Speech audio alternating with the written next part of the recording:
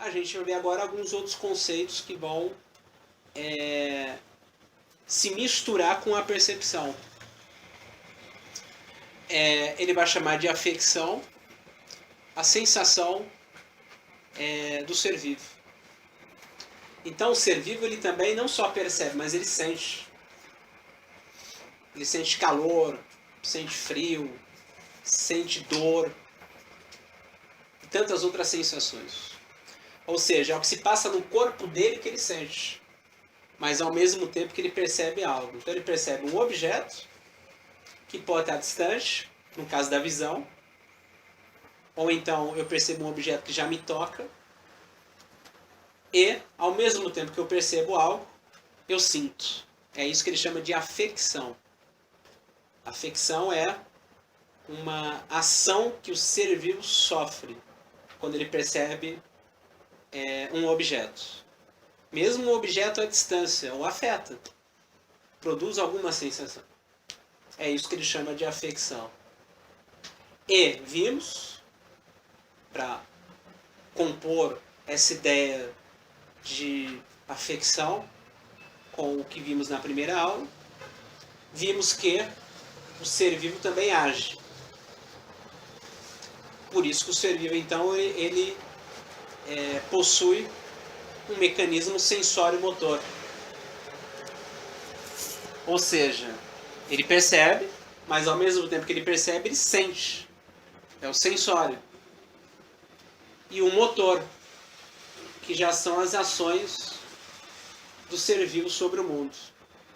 Então o ser vivo ele tem um mecanismo sensório, que ele sente, o que se passa no corpo dele, ao mesmo tempo que percebe, mas também age. Essas ações ocorrem porque existe no corpo desse ser vivo os mecanismos motores. O Bergs vai explicar como é que surgem, então, esses mecanismos motores no nosso corpo. Claro que também nos outros seres vivos, mas vamos focar aqui nos mecanismos motores do nosso próprio corpo. A gente é afetado pelos outros objetos. Esses outros objetos transmitem para a gente os seus movimentos. Vimos que esses movimentos vão para os centros perceptivos do cérebro. Aí que a gente tem a percepção auditiva, uma percepção visual, etc. E em seguida, que é a analogia que ele faz com a central telefônica, né, da época dele, esses estímulos são distribuídos para os mecanismos motores. Aí a gente anda, a gente fala, são mecanismos motores, mas que não nasceram no nosso corpo. Eles foram produzidos na gente pela repetição dos movimentos. Então a gente, de uma maneira repetitiva, a gente ao se relacionar com esses objetos, esses movimentos que nos afetam, vão então produzindo no nosso corpo mecanismos motores, como por exemplo o mecanismo motor da fala. Ninguém nasceu falando. Então na repetição desses movimentos é que aí a gente passou a falar. Da mesma maneira, o mecanismo motor que permite a gente andar. Ninguém nasceu andando.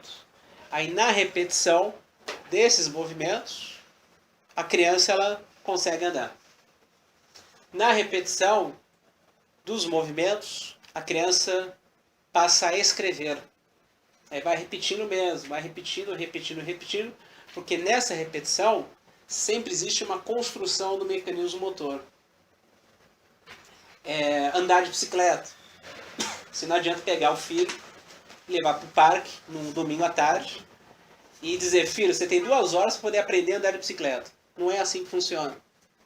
É na repetição do movimento. Ele vai lá, senta, tem rodinha, cai, levanta de novo, até o ponto onde, então, na repetição dos movimentos, isso é da matéria, tem nada a ver com a consciência aqui, é da matéria, existe a construção desse mecanismo motor, que é o andar de bicicleta, andar de moto, digitar um texto, um teclado. Antigamente existia lá as escolas de datilografia, que você tinha que ficar repetindo o movimento. Você tinha lá o exercício e ficava repetindo. Primeiro você caçava milho, certo? H, O D, aqui. Aí se vai repetindo, repetindo, repetindo, essa repetição de movimento constrói o mecanismo motor, que é o escrever aqui no computador, né, no teclado, ou então antigamente na máquina, né, de datilografia. Aí isso já é um hábito, diz o Bergson.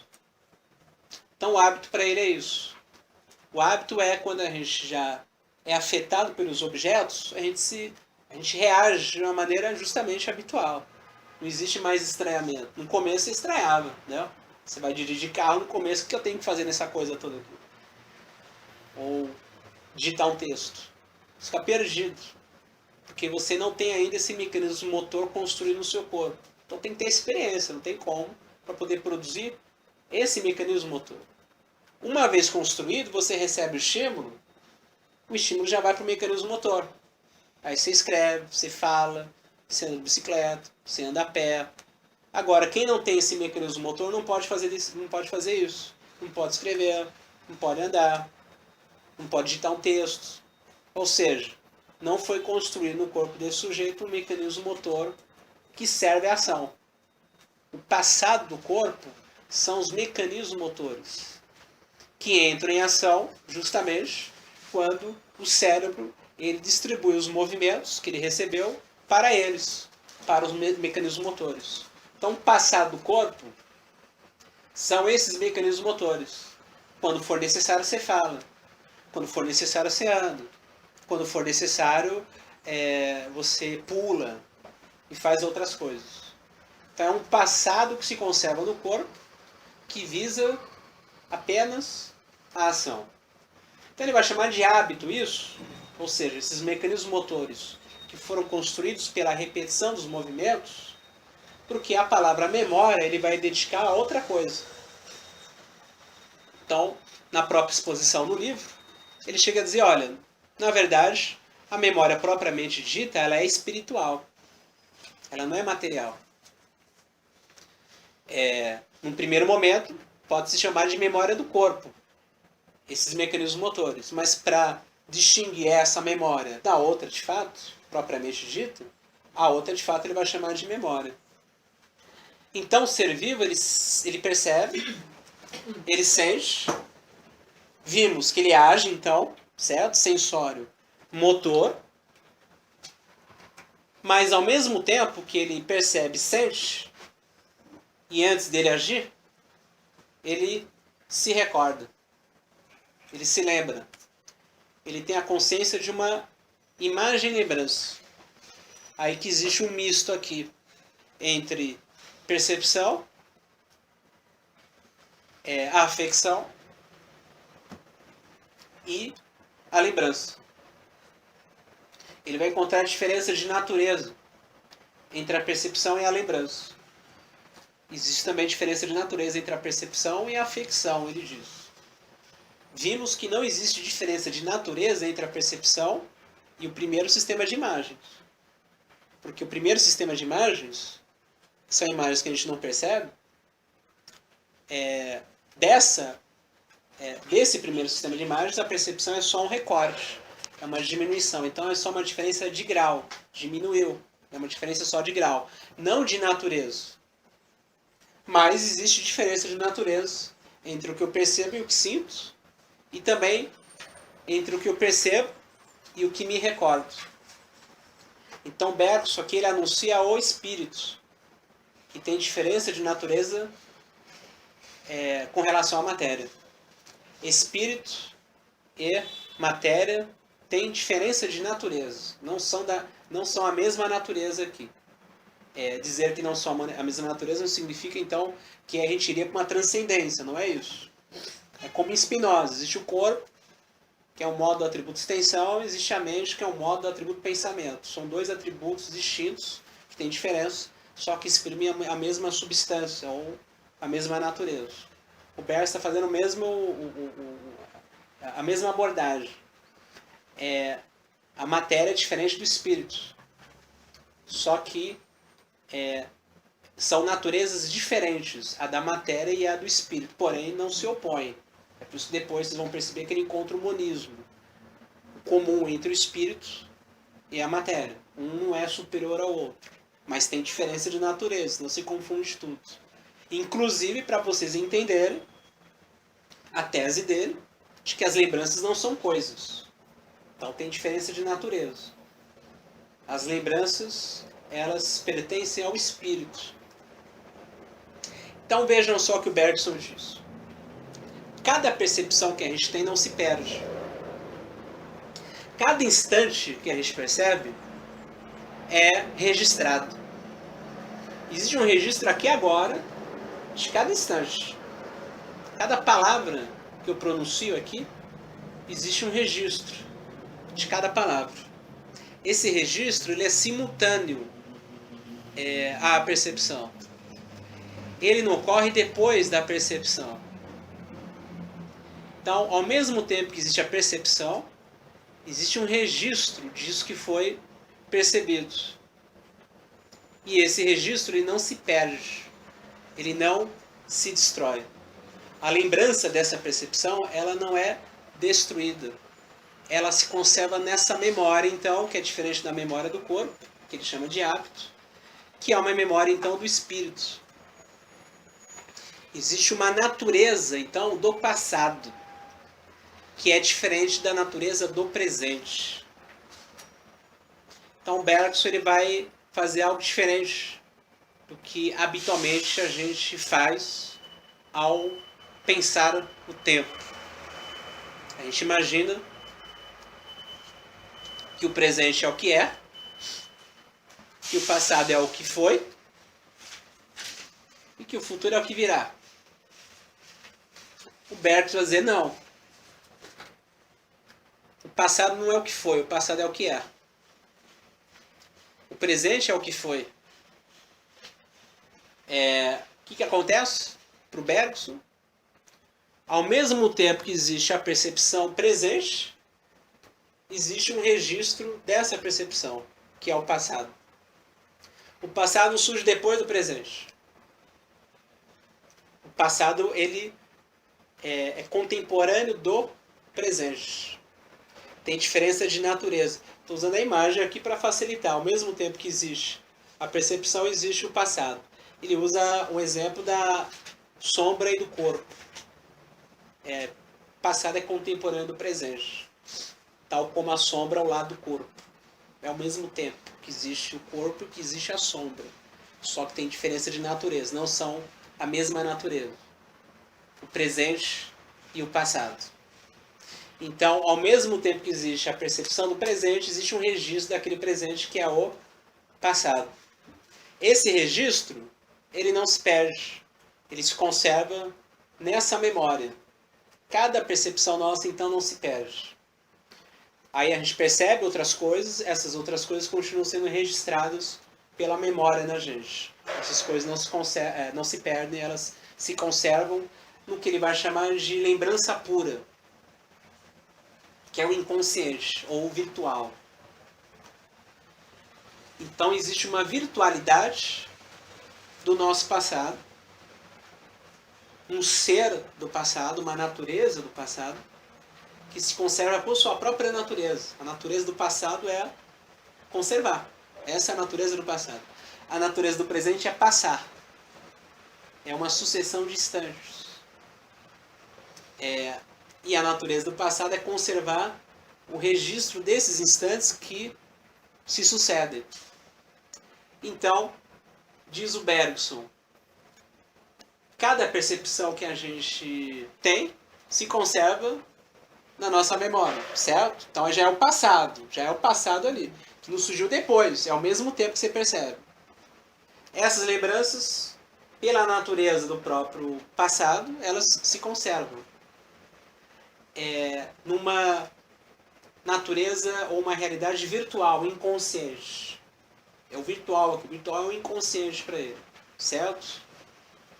E que só algo deste inconsciente ou desse virtual é que se torna atual na gente, que se torna consciente na gente. Então, quando a gente se lembra de algo, ao mesmo tempo que a gente percebe algo, a gente se lembra, na verdade, de algo que veio do virtual. Você ouve um som.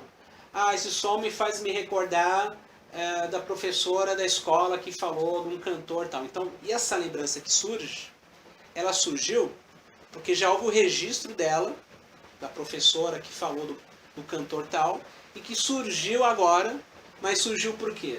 Porque ela sempre se conservou nessa memória. Só que de virtual ela se tornou atual.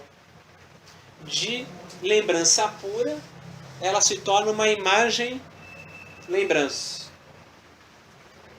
Para, de uma maneira básica, favorecer o ser vivo a agir sobre o mundo. Então, os mecanismos motores, eles entram em ação, porque agora, ao me recordar de algo, existe a escolha da ação que vai mais me favorecer. Porque agora a lembrança vai me auxiliar a agir sobre o mundo. Eu vou fazer associações de contiguidade e também de semelhança. Isso semelha aquilo e mais aquilo. Isso favorece, então, a ação sobre o mundo. Isso é um pão, então posso comer, porque já houve uma primeira vez que eu comi o pão, então já reconheço novamente aquele objeto. Ou então isso é um veneno. Isso surge porque a lembrança, ela vai auxiliar o ser vivo a agir sobre o mundo. Então, de qualquer maneira, diz Huberto, toda a percepção que a gente tem, ela não se perde, existe um registro dessa percepção. A primeira vez que você comeu pão, certo? Essa lembrança, ela se conserva na memória. Você vai encontrar um outro pão, você já reconhece que é um pão, que não é o mesmo, é um outro, mas você só reconhece que tem a lembrança. Que, serve para comer. Você se lembra, porque você comeu e, ok, fez bem. Certo? Senão você não conseguiria distinguir aquele objeto. Você ficaria... você hesitaria, você não faria nada, porque você não teria a lembrança daquele objeto. Seria sempre a primeira vez. Né? Para que serve um pão? O que é isso? Isso ocorre, então, esse discernimento, porque a lembrança, ela auxilia a minha ação. Então, de qualquer maneira, a lembrança, ela é conservada. Mas ela não é conservada no cérebro. É aí que a tese dele, de que o cérebro, ele não é um órgão que vai armazenar lembranças, ao contrário do que diz a neurociência. As lembranças não são coisas. Se imagina que o cérebro, então, ele armazena as lembranças pelo hábito, o nosso hábito, de, ao nos relacionarmos, então, com o espaço e de encontrarmos, então, objetos no espaço, a gente imagina que algo contém uma outra coisa. Você está lidando com objetos que estão no espaço. Este copo contém a água. Esta sala nos contém. Este prédio contém muitas salas e muitas pessoas. Então se lida com a relação de continente e de conteúdo. Quando vão investigar o cérebro, vão fazer a mesma coisa. Que as lembranças seriam coisas que estariam contidas no cérebro. Diz o Bergson. Não. Porque o registro dessas percepções não são coisas. A memória não é uma coisa. A memória, então, é de natureza diferente da matéria. Então, é uma memória do espírito, que conserva cada lembrança. A atualização das lembranças, eu vejo um pão e só reconheço que é um pão, porque veio a imagem e lembrança do pão, só ocorre por causa do cérebro. O cérebro, então, é o meio que permite a atualização das lembranças. Essa é a segunda função do cérebro. A primeira que vimos na primeira aula é distribuir os movimentos recebidos para os mecanismos motores. Então o cérebro visa a ação. A gente recebe os estímulos ou os movimentos. Como a gente já tem mecanismos motores produzidos no nosso corpo pela repetição dos movimentos, como falei, a gente não nasceu sabendo falar, sabendo andar. Isso foi produzido no nosso corpo pela repetição dos movimentos. Ao receber os estímulos, a gente anda, a gente escreve, a gente faz um monte de coisa. Essa é a primeira função do cérebro, a central telefônica, certo? Recebe os estímulos e distribui para os mecanismos motores. Qual é a segunda função do cérebro?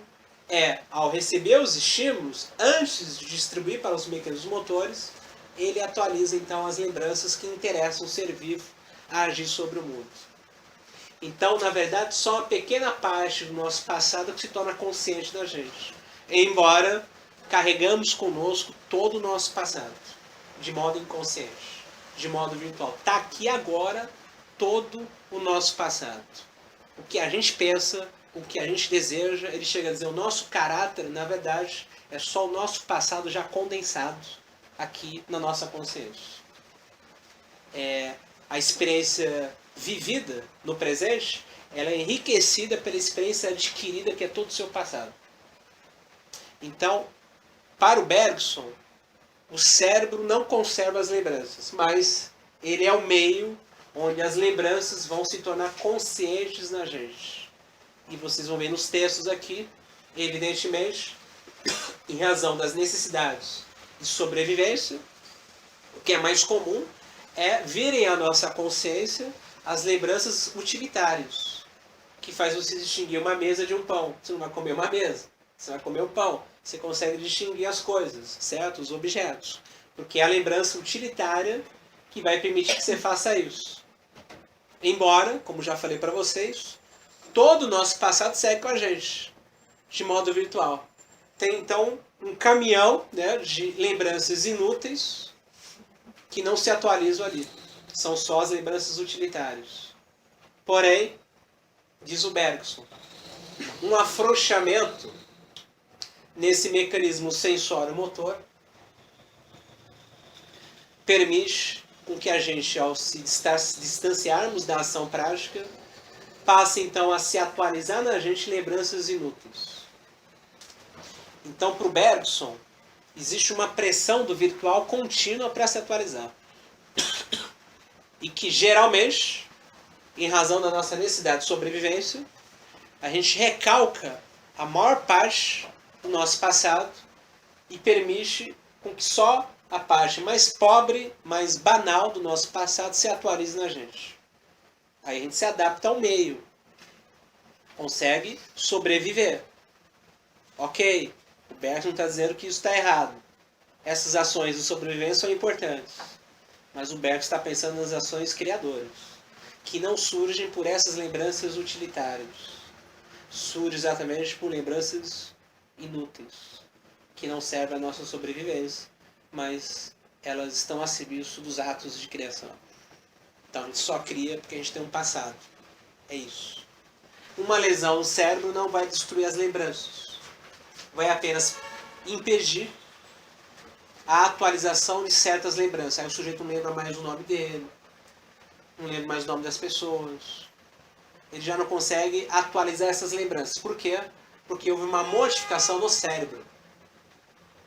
Inclusive, aí só uma notinha aqui, que aí durante o curso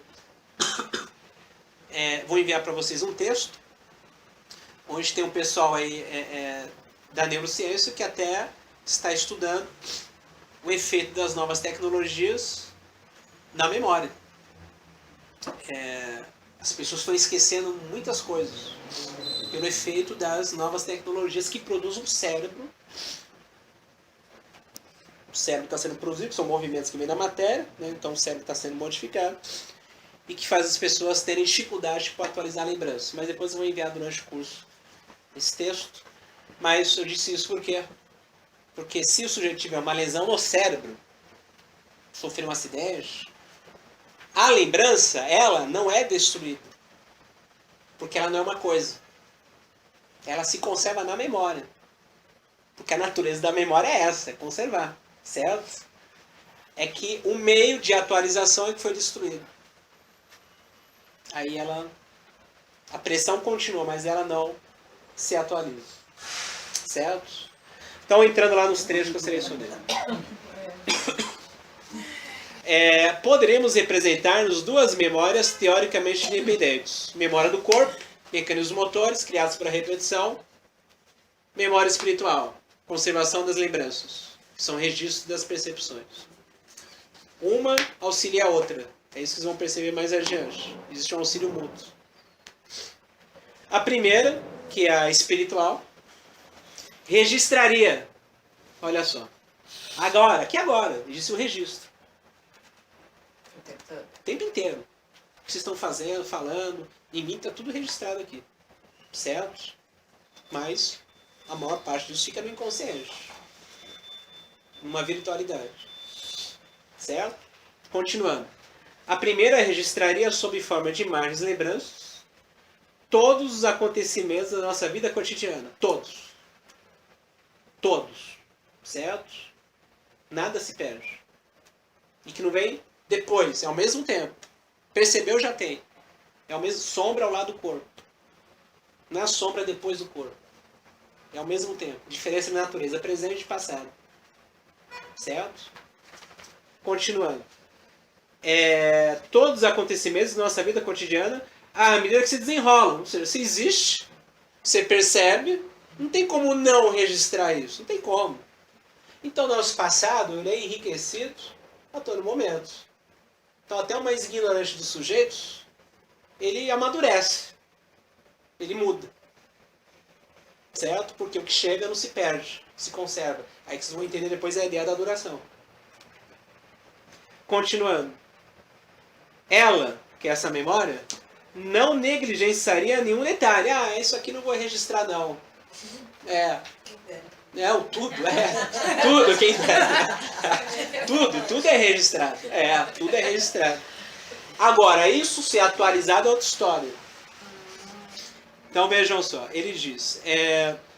Então, ela, né, a lembrança, a memória, não negligenciaria nenhum detalhe, atribuiria a cada fato, a cada gesto, seu lugar e sua data, a singularidade.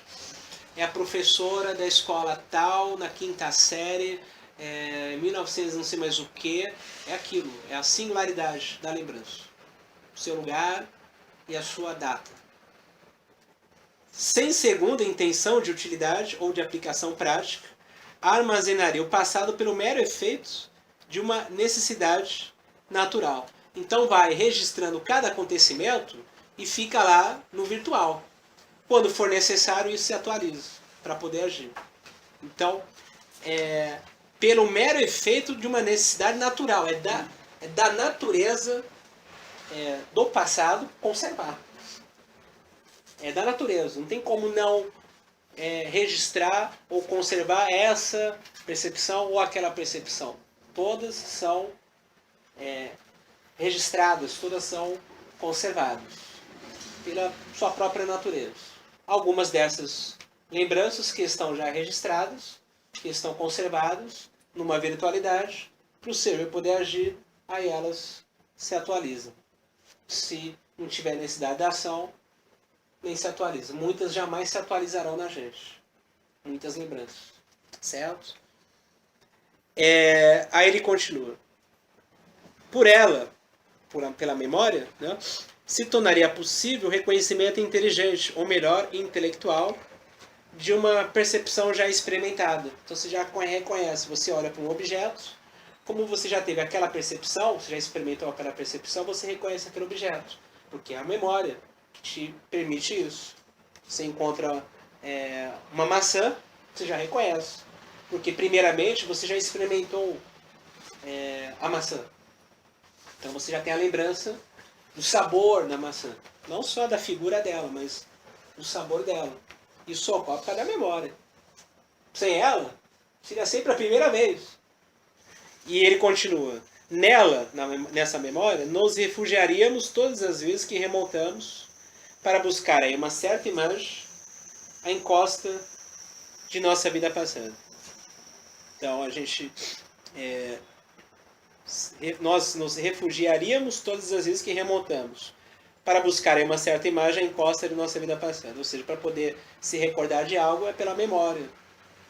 O que está lá no nosso passado. Qual que é o nome do fulano? Aí você fica lá tentando lembrar. Mas toda percepção prolonga-se em ação nascente. Movimentos que já são esboçados. E à medida que as imagens, uma vez percebidas, se fixam e se alinham nessa memória. Então, se percebe as imagens, existe um registro dessas imagens, existem lembranças dessas imagens, vão se fixando e se alinhando na memória. Ele diz, os movimentos que as continuam, ou seja, os movimentos que vieram das imagens da própria matéria, modificam o meu organismo. E vão produzir no meu organismo o quê? Os mecanismos motores. Criam no corpo disposições novas para agir. Então, no meu corpo, ao ser afetado pelas coisas, já existe então já uma modificação no meu organismo, já criando esses mecanismos motores. Isso do ponto de vista do corpo. Do ponto de vista do espírito, e aqui da consciência, já existe uma lembrança. Certo? Então eu sou afetado pelas coisas, esse movimento já modifica meu corpo, já começa então a produzir os mecanismos motores e ao mesmo tempo já tenho lembrança, que aí eu vou distinguindo então os objetos. Ah, isso serve para isso serve para aquilo. Isso aqui é um cão, não é um gato, certo? Aí eu vou agir. Aí que tem ação, mas porque já existem já os mecanismos motores. E esses mecanismos motores são produzidos exatamente pela repetição dos movimentos. É isso que ele está dizendo. Aí ele diz, assim se forma uma experiência de uma ordem bem diferente e que se deposita no corpo. Já é uma outra memória que é produzida, não é aquela que ele disse antes aqui que é espiritual. Se produz no corpo a memória do corpo, que são os mecanismos motores. Porque a gente é afetado pelos objetos, eles transmitem os movimentos para a gente e que vão produzindo então esses mecanismos motores pela repetição. De tanto você escrever, de tanto você pronunciar lá as sílabas, certo?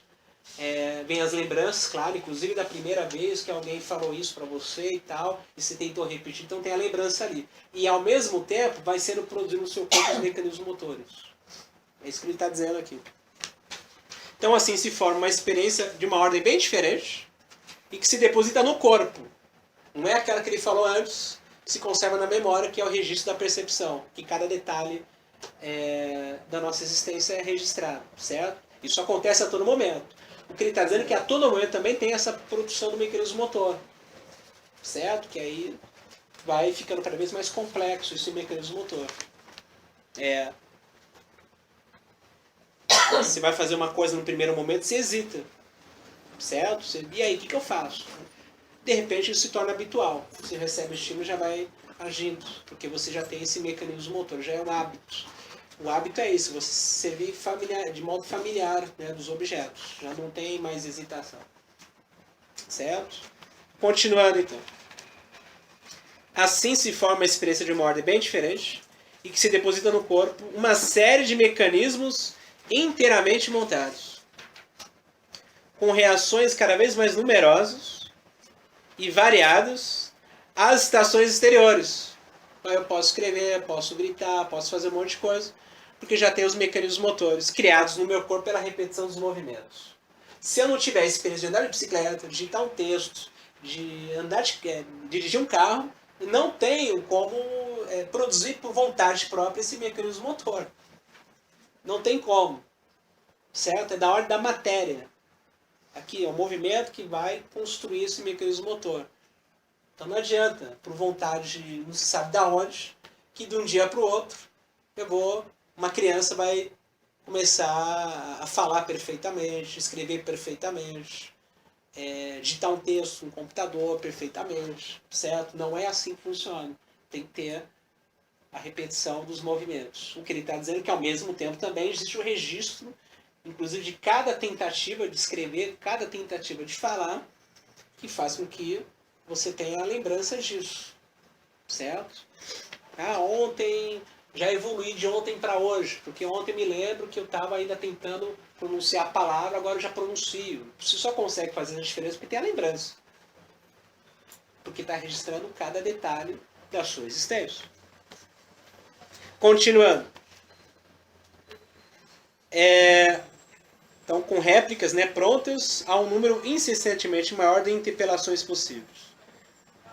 Essas reações cada vez mais numerosas, né, e variadas às estações exteriores, com réplicas prontas a um número incessantemente maior de interpelações possíveis. A ameba já não pode fazer isso, certo? Não tem essa variedade de mecanismos motores. Tomamos consciência desses mecanismos no momento em que eles entram em jogo. E essa consciência de todo um passado de esforços armazenado no presente é ainda uma memória, mas uma memória profundamente diferente da primeira, aquela espiritual. É uma memória do corpo. Aí ele vai dar o nome de hábito, para não confundir. Sempre voltada para a ação. É isso. Assentada no presente e considerada apenas o futuro. O ser vivo poder agir. Dessas duas memórias, das quais uma imagina, que é a memória espiritual, e a outra repete, que é a do mecanismo motor. A segunda, que é a que repete, né, a do corpo, pode substituir a primeira e frequentemente até dar a ilusão dela. A primeira, dessas duas memórias que eles distinguem. Então, eles distinguem aqui duas memórias. A do corpo e a espiritual. Isso. A espiritual é que registra cada percepção que a gente tem. Essa é a espiritual. A do corpo é que é construída pela repetição dos movimentos da matéria. Tal como os exemplos que eu dei aqui. Certo? Aí ele vai dizer o seguinte. Dessas duas memórias, das quais uma imagina que é espiritual, que é imagem e lembrança, certo? Você fica imaginando, certo? Ah, professorinha, meu primeiro amor, né? Você está imaginando, é uma imagem e lembrança. E a outra só repete, a outra não imagina, a outra só está lidando com movimento, certo? Recebeu o movimento já está agindo. É isso, certo? Mecanismo motor. Ele vai dizer o seguinte, a segunda, que é essa do corpo, pode substituir a primeira e frequentemente até dar a ilusão dela. Aí por isso que ele vai dar o exemplo do cão. Certo. Porque geralmente nos animais o que é dominante é a memória do corpo e não a do espírito. Não que não tenha. Porque eles estão mais ligados à ação prática, por causa dos organismos deles. Certo? Não tem como se distanciar muito da ação dos outros animais. Então ele vai dizer o seguinte, então essa outra memória que é do corpo, ela pode substituir essa outra. Substituir no sentido de suplantá-la, de ser dominante. Agora, e aí eu faço a provocação, como eu fiz na primeira aula, né? Que as pessoas parecem amebas, né? Também, geralmente, a gente encontra o que é dominante é o sensório motor. Você recebe o estímulo e já vai agir. A memória do corpo, o hábito. Que recalca a outra, que é fonte para poder criar. Recebe o estímulo e já devolve. É celular, não sei mais o que, clica ali, não sei mais o que, responde. Aqui, não sei mais o que, tal. É isso. É isso que é estimulado socialmente. Ou seja, o que é estimulado é a memória do corpo, é o hábito. De receber e já devolver. E não a outra memória, que é a do espírito. Que, claro, está na gente também, lógico, é evidente, por isso que a gente consegue ler um texto, ouvir uma aula, distinguir os objetos, evidentemente, mas é a lembrança mais banal. Tudo veremos mais adiante, inclusive na teoria da memória, que aí tem os cones invertidos do Bergson, né? Vocês vão entender que existem níveis do nosso passado mais contraídos e mais dilatados. E geralmente os homens presos no hábito só atualizam lembranças mais próximas do nível voltado para a ação. Ah, é o Bergson. Sim. Ah, é um filósofo francês, né? Ah, bacana. Tá. É isso. Tá mais... se reconhece de modo habitual. É isso. Para poder pegar o Bergson para valer, aí é uma outra relação. Então veja só. Então ele vai dizer o seguinte. Quando o cão acolhe seu dono com festa e latidos alegres, então tem um cachorrinho lá, chega lá o dono em casa, olha lá o cachorrinho, né? Cheio de alegria, vai para cima do dono. Certo? Ele o reconhece sem dúvida nenhuma.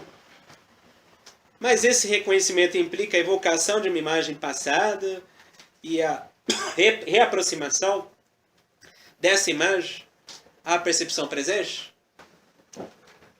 Ele não vai reconhecer o dono porque ele teve a percepção do dono, aí ele vai ter uma imagem de lembrança que diz, sim, é o meu dono. Aí ele vai recebê-lo carinhosamente, certo? O Beck's vai dizer, não, não é isso. É claro que ele tem a lembrança do dono, mas o que é dominante nele é o hábito. É para os movimentos, o jeito de abrir a porta, o barulho da chave, ele já reconhece que é o dono. Certo? Tá longe, não tá nem, mas ele já reconhece. É o dono que tá chegando, porque só é o dono que abre daquele jeito. Então ele reconhece pelo hábito. É um reconhecimento habitual das coisas. Certo? Vai conformando por causa do cachorrinho dela. Mas Ele a dona, dela, ele ama meu a dona. gato sabe quando tem alguém chegando já embaixo do elevador. É Ele claro, já ai. se transporta Já. e tal. Ali. É isso aí. Obrigada. Então, continuando. Quando o cão acolhe seu dono com festa e latidos alegres, ele o reconhece sem dúvida nenhuma. Mas esse reconhecimento implica a evocação de uma imagem passada e a reaproximação dessa imagem à percepção presente.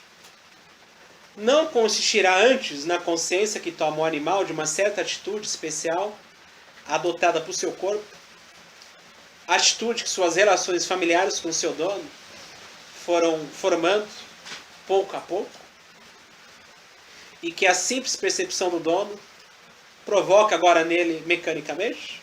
Então ele tem uma relação já familiar com o dono. Ele diz, não vamos tão longe, ou seja, não está dizendo que isso é exclusivamente pelo hábito.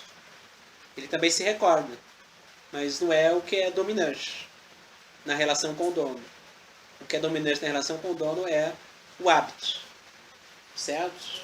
Já o movimento que já recebe, já reconhece, e aí já recebe o dono. A lembrança ela tá, mas não é, o que é determinante para ele poder reconhecer que é o dono dele. É mais pelo movimento do que pela lembrança. É porque se É ele isso. admite, porque ele fala que tem a questão da consciência, né? Isso. No animal. Uhum. E aí, assim, o animal tem espírito? Tem. Isso. Todo ser vivo tem espírito. A meba tem espírito. Todo ser vivo tem memória. É isso aí. Memória espiritual. É que aí, no caso aqui que ele está dizendo, o reconhecimento é mais pelo hábito do que pela imagem-lembrança. É claro que ele tem a imagem-lembrança do dono. Mas o que é determinante para ele reconhecer não é a imagem-lembrança, é o movimento. No próprio animal, vagas imagens do passado ultrapassam talvez a percepção presente. Então, ok. Tem até a sua lá imagem-lembrança. É concebível, inclusive, que seu passado inteiro esteja virtualmente desenhado em sua consciência. Só desenhado ali, né? Ou seja, ele carrega o passado dele inteiro ali, mesmo só uma parte disso ser consciente, que é o que acontece na gente também. Mas esse passado não interessa o bastante para separar do presente que o fascina, e seu reconhecimento deve ser antes vivido do que pensado. Vivido no sentido que ele recebe o estímulo, já o movimento, já sente e ele já vai agindo. Para evocar o passado em forma de imagem, é preciso poder abstrair-se da ação presente. É preciso dar valor, então, ao inútil. É isso, coisa que os outros animais geralmente não podem. É preciso querer sonhar. Limites também, né? Talvez apenas o homem seja capaz de um esforço desse tipo. Ou seja, de se abstrair, né, da ação presente, de suspender o sensório motor. Todavia, aí que tá, né? Olha só o que ele vai dizer agora. Só o homem, então, é capaz do quê? De suspender a ação prática. Todavia, nossa existência decorre em meio a objetos em número restrito, que tornam a passar com maior ou menor frequência diante de nós. Uma série de objetos que vão nos afetando. Cada um deles, ao mesmo tempo que é percebido, provoca de nossa parte movimentos pelo menos nascentes, através dos quais nos adaptamos a eles. Então é a memória do corpo em nós que está lá, né, esses mecanismos motores que entram em ação, porque a gente se relaciona com esses objetos de uma maneira habitual e a gente já vai agindo. Esses movimentos, ao se repetirem, criam um mecanismo adquire a condição de hábito. No primeiro momento você vai fazer o café da manhã, você está meio perdido. Depois, no segundo dia, passa, sei lá, meses, pronto, já é um hábito. Já acordou, você já vai direto para a cozinha, ou vai para o banheiro, depois vai para a cozinha. Já é um hábito. Você já vai, isso não precisa parar para nada. Não que isso esteja errado. Certo? Até porque o que demoraria para você fazer sem o hábito, agora você faz em menos tempo, é claro. Antes você tinha que caçar as teclas. Difícil escrever um texto assim. Agora você faz isso em 5 minutos. O problema é, tem mais isso aqui também para fazer, tem que pagar a conta. E tem mais aquilo também. É isso. Vou tomar Ritalina para poder fazer isso em menos tempo. É isso. Isso que é estimulado socialmente. Mas eu estou falando mais ainda do que imaginava. Então, deixa eu voltar aqui. Nosso sistema nervoso não estaria destinado, dizíamos, a um outro uso de adaptação ao meio. Bem adaptado os sujeitos. Certo? Ele sabe usar um computador, sabe dirigir um carro, sabe fazer um café, sabe pegar o elevador. Ele sabe. Então ele está bem adaptado. Muito bem adaptado. Certo? O problema é ficar só nisso. Né? O tarefismo. Voltando. Os nervos aferentes trazem ao cérebro uma excitação que, após ter escolhido inteligentemente seu caminho, transmite-se a mecanismos motores criados pela repetição. Pronto, é isso. Uma vida repetitiva. É isso, perfeito. Mas adaptado ao meio. Que tem algo que é benéfico, é indiscutível isso. Imagina, alguém tem que fazer o café da manhã, alguém tem que dirigir um carro para mim, alguém tem que escrever um texto para mim, alguém tem que fazer sempre algo para mim. Então, pode não ser interessante. Tem que ter sempre algo para poder fazer por você. Então o hábito ele já te libera. Aí é o uso que a gente faz do hábito. Que eu não vou falar agora, né? Porque a gente desviaria muito, mas talvez vocês mesmos já, durante o curso, já vão perceber o uso que a gente pode fazer disso, dos mecanismos motores. Um texto que eu demoraria 30 minutos para escrever, agora, pelo hábito, certo? Eu consigo escrevê-lo em 10 minutos. O que eu faço com os outros 20 minutos? É para poder pagar a conta? É para poder ainda ter outros hábitos? Ou é para poder, isso que ele falou antes, me abstrair-se da ação presente? Ouvir uma música, ler um livro nesses 20 minutos que eu tenho, porque pelo hábito eu consegui escrever um texto em 10 minutos. Então, voltando lá. Ele diz: mas se nosso passado permanece quase inteiramente oculto para nós, porque é inibido pela ação, né? Só vem as lembranças utilitárias, geralmente, mas ele está inteiro lá, mas não se atualiza na sua totalidade, porque é inibido pelas necessidades da ação presente, mas ele permanece na gente, certo? Mas de modo inconsciente, de modo virtual. Ele irá recuperar a força de transpor o limiar da consciência, ou seja, de aparecer, né, para a nossa consciência, aquela pressão do virtual que eu falei antes, sempre que nos interessarmos da ação eficaz. Desinteressarmos, né, da ação eficaz, para nos recolocarmos de algum modo na vida do sonho. Pronto. É lindo, maravilhoso. Então o sujeito preso no hábito, ele recalca a parte mais rica do passado dele. Vem a parte mais pobre do passado dele para a consciência dele, por causa do modo de existência reduzido ao hábito. Certo? O que ele está dizendo é o seguinte: se a gente se desinteressar da ação eficaz, a gente se recoloca na vida do sonho. Não sonho mesmo quando a gente está dormindo, mas é o devaneio, o sonho de olhos abertos. Quando você está talvez caminhando pela rua, ou você vai para uma exposição, né, de arte, você está ouvindo uma música, você começa, é o devaneio. Isso é vital para o Bergson, é vital. Uma ideia nova só surge ali, um desejo novo só surge ali.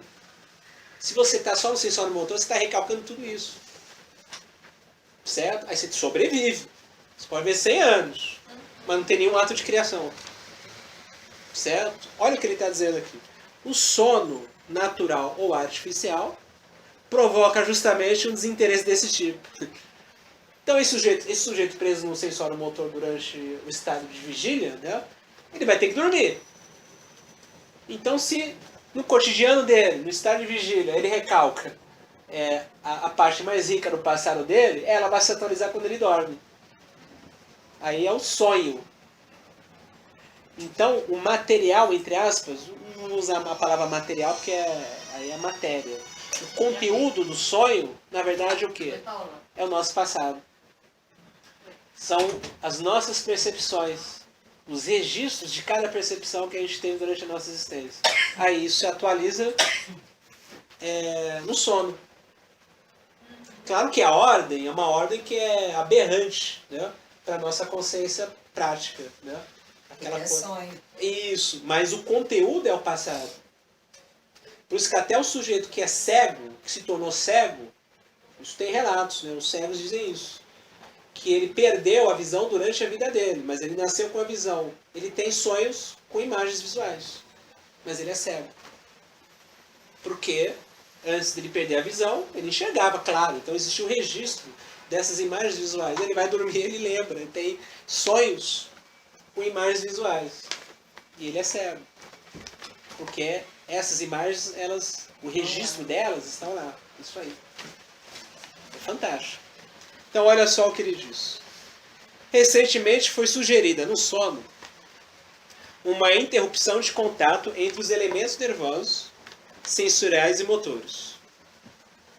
Mesmo se não nos ativermos a essa engenhosa hipótese, é impossível não ver no sono um relaxamento, pelo menos funcional, olha só, da tensão do sistema nervoso. Então você vai dormir, existe um relaxamento dessa tensão do sistema nervoso. É isso. Você está lá só no sistema sensório-motor, só no hábito, né? Tem uma tensão do sistema nervoso. Sempre pronto para ação. Agora você vai dormir. Tem um relaxamento. Ali.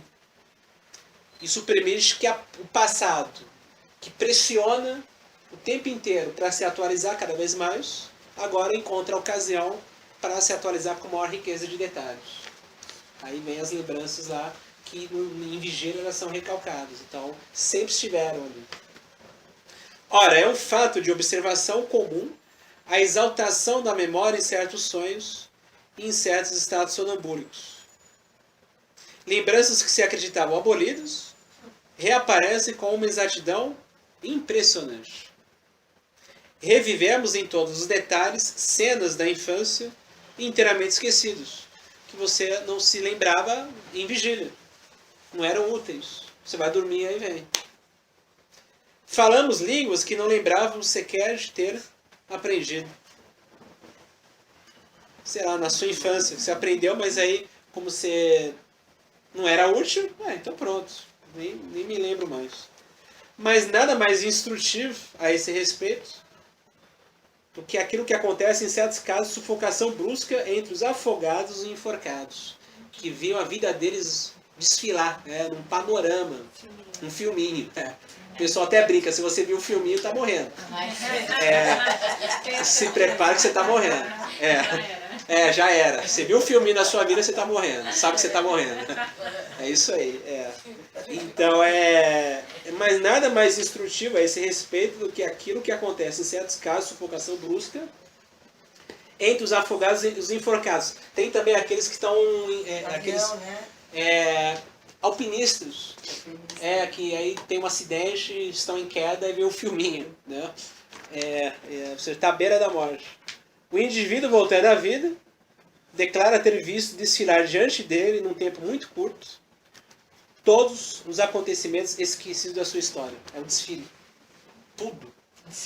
Em segundos. Não é que ele foi buscar, não. Já está aqui. Veio. Está na gente de modo inconsciente e ali emerge. É isso. Eu acho que esse exemplo fechou. Assim. Fechou. Ou seja, não some. Está na gente. Está na gente. Aqui é o que ele falou. Em razão das necessidades de ação, a maior parte disso fica oculta mesmo. Tem que ficar. Adormecido. Senão você não conseguiria fazer as coisas mais banais no seu dia a dia. Aí você vai dormir, aí vem algumas dessas aí. Não vem um filminho, mas vem muitas dessas aí. Vai dormir.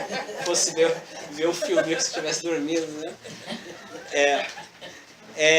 Então é isso que ele está dizendo. Com suas mais ínfimas circunstâncias, olha só, as mais ínfimas circunstâncias lá no filme, né, no filme, e na própria ordem que se produziram, na mesma ordem. Na mesma ordem. Não altera a ordem. Na ordem é a mesma. Tá tudo registrado com a sua ordem, com a sua data, está tudo lá.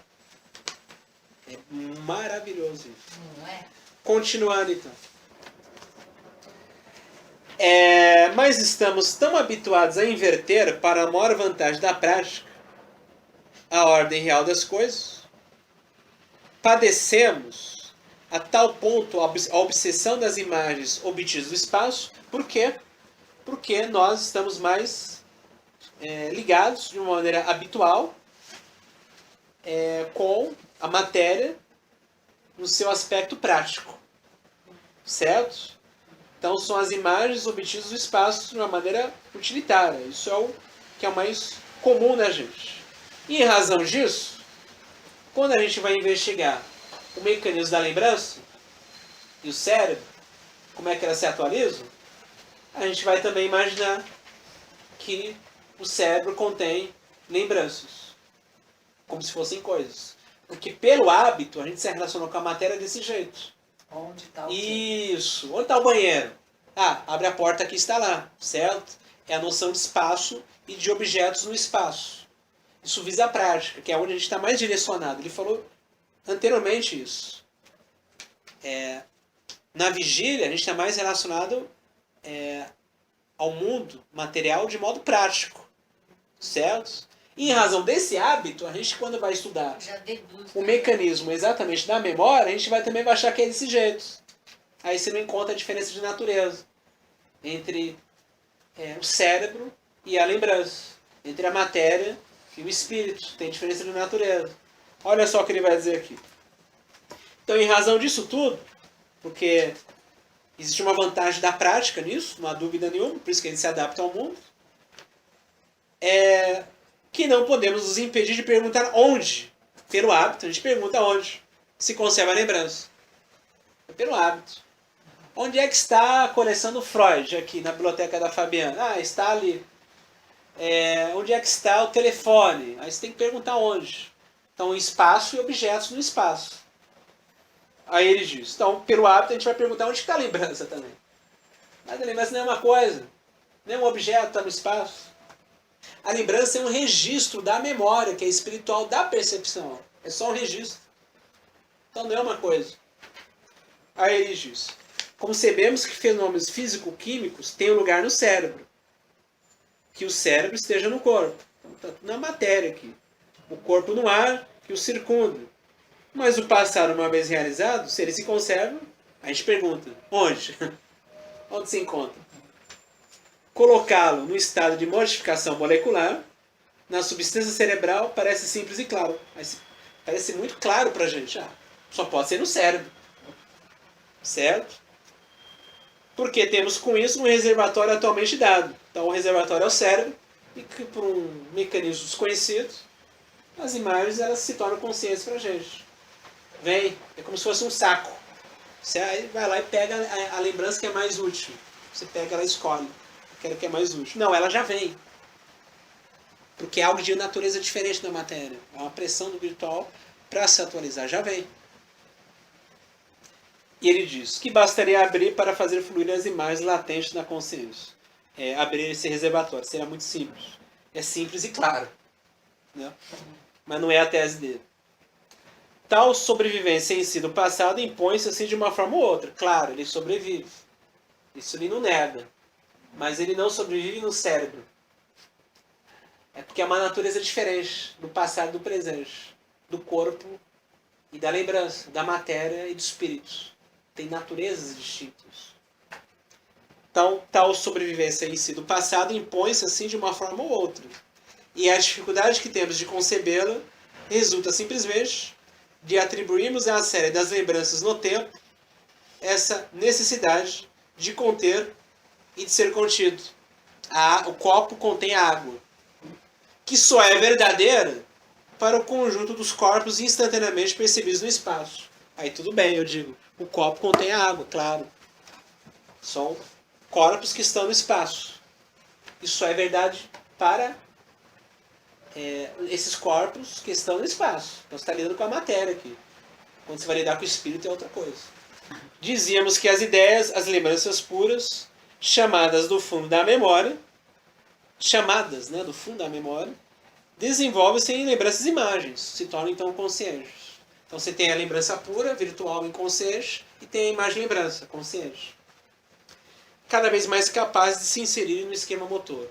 Ajudar então o ser vivo a agir sobre o mundo. À medida que essas lembranças adquirem a forma de uma representação mais completa, mais concreta e mais consciente, elas tendem a se confundir com a percepção que as atrai e cujo quadro elas adotam. Portanto, não há nem pode haver no cérebro uma região onde as lembranças se fixem e se acumulem. A pretensa destruição das lembranças pelas lesões cerebrais não é mais que uma interrupção do progresso contínuo, aquilo que eu chamei de pressão do virtual. É um progresso contínuo para se atualizando. A lesão ela vai interromper. Ela não se torna imagem e lembrança. A lembrança. Ela permanece lembrança pura, virtual. Então é uma interrupção no processo contínuo através do qual a lembrança se atualiza. Se tiver uma lesão cerebral, a lembrança não se atualiza, ela não vem por vontade própria. Tem que ter o cérebro para poder se atualizar. Aí ela não se atualiza, como é que eu vou agir? Aí eu não me adapto ao meio. Não vou conseguir discernir os objetos. Não reconheço os objetos, porque não tenho a lembrança. Aí eu vou precisar de alguém para poder me ajudar, certo? Para poder fazer as coisas banais. Então, é isso que ele está dizendo. Aqueles que são bem adaptados ao meio, é porque isso funciona desse jeito. Olha só o que ele vai dizer. Para que uma lembrança reapareça à consciência, é preciso com efeito que ela desça das alturas da memória pura, virtual, até o ponto preciso onde se realiza a ação. Ela se torna uma imagem lembrança. Se torna consciente. Em outras palavras, é do presente que parte o apelo, que evoca, ao qual a lembrança responde. É isso. Se recebe o estímulo, aí ela é evocada. Aí vem a lembrança, ela se atualiza. E é dos elementos sensório-motores da ação presente que a lembrança retira o calor que lhe confere vida. Não é pela firmeza desse acordo, pela precisão com que essas duas memórias complementares se inserem uma na outra, ou seja, o hábito e a memória propriamente dita, que reconhecemos os espíritos bem equilibrados, isto é, os homens perfeitamente adaptados à vida aqui na sua circunstância de sobrevivência, certo? Funciona desse jeito, o sujeito se adapta ao meio. É isso. O que caracteriza o homem de ação é a prontidão com que convoca em auxílio de uma situação dada, ele é afetado por algo, todas as lembranças àquela situação relacionadas. É prático. Sujeito prático. Muito prático. Vem as lembranças relacionadas à ação prática. É isso. Isso. Não quero saber de devaneio. Vou ganhar o que com isso? Assistir um filme do Tarkovsky, né? Pra quê? Né? Ficar pensando, sonhando. Tem que vir lembranças práticas. Onde, então, ao fazer aquilo, eu me adapto cada vez mais ao meio. E sabemos na nossa sociedade que cada vez mais os sujeitos adaptados são esses, então, exatamente que reproduzem que está aí, né? As mais diversas áreas. É isso que ele está dizendo. Então, mas é também a barreira. Olha só, então tem esse lado aqui, que ele diz que é benéfico você se adaptar ao meio. Então, realmente, é benéfico ter esse auxílio mútuo dessas duas memórias. Certo? O problema é o domínio, é o excesso. E olha só o que ele vai dizer então na sequência. Mas é também a barreira insuperável que encontram nele, ao se apresentarem ao limiar da consciência, as lembranças inúteis ou indiferentes. É uma barreira. que elas encontram as lembranças inúteis ou indiferentes para a ação prática. É uma barreira. Você está tão preso nisso, elas que estão lá, elas não se apresentam para você. Isso tem que ser útil. Tem que ser útil, não tem que pensar, não tem que fabular, não tem que imaginar. Você é distraído, você é vagabundo. É isso. Só que você não cria, você só reproduz. Isso é muito bem visto. Mas isso paga-se um preço. Vai dar na clínica. Porque eu estou preso no hábito, um dia igual ao outro, é tão repetitivo que eu não suporto. Aí vai procurar ajuda.